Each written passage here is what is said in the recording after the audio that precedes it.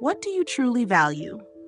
Knowledge that inflates your pride or wisdom that anchors your soul? Let me tell you a story that will challenge the way you measure worth.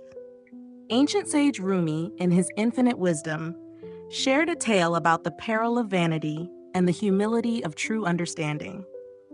It began on a quiet morning when a scholar, revered for his mastery of grammar, stepped aboard a small wooden boat. His robe swayed in the breeze, as did his confidence, which seemed as vast as the river he now intended to cross. The boatman, weathered by years spent navigating the waters, greeted him with a polite nod and set the vessel adrift. The scholar surveyed his surroundings with mild disdain, his eyes falling on the boatman.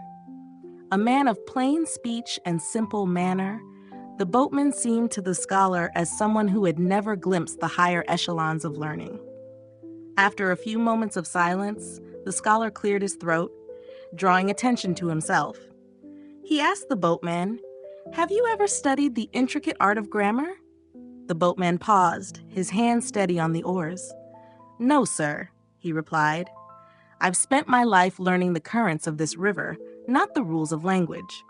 The scholar smirked, leaning back with an air of superiority. "What a waste," he declared as if delivering a verdict. "Half your life has been squandered in ignorance." The boatman, though stung by the words, said nothing. He had learned long ago that silence was often the better answer. Still, a flicker of anger passed through him, quickly swallowed by the patience that years of toil had taught him. The boat glided on, the rhythm of the oars breaking the stillness. But the serenity was short-lived. Without warning, dark clouds gathered overhead, and the wind began to howl. The river, once placid, roared to life, tossing the small boat like a leaf caught in a tempest. The boatman's face tightened as he fought to steady the vessel. The scholar, now pale and wide-eyed, clung to the side, his confidence drowned by the rising waves. The boat spiraled into a vortex, a whirlpool that threatened to devour everything in its path. In the chaos, the boatman raised his voice above the storm. "Sir," he called out, his tone sharp but not unkind. "Do you know how to swim?"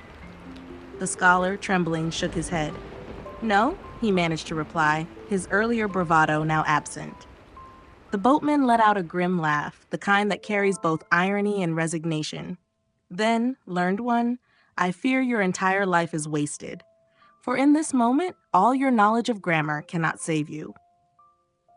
The whirlpool raged, but the boatman, with his practiced skill and unyielding spirit, guided the vessel away from danger. By the time the storm passed and the river calmed, the scholar sat drenched and silent, his pride washed away by the torrent. So what can we learn from this tale? Knowledge, though precious, is hollow when it serves only to inflate the ego. True wisdom lies not in the mastery of one discipline, but in the humility to respect all forms of skill and understanding. For when the waters rise, it is not the weight of what you know, but the buoyancy of your spirit that will see you through.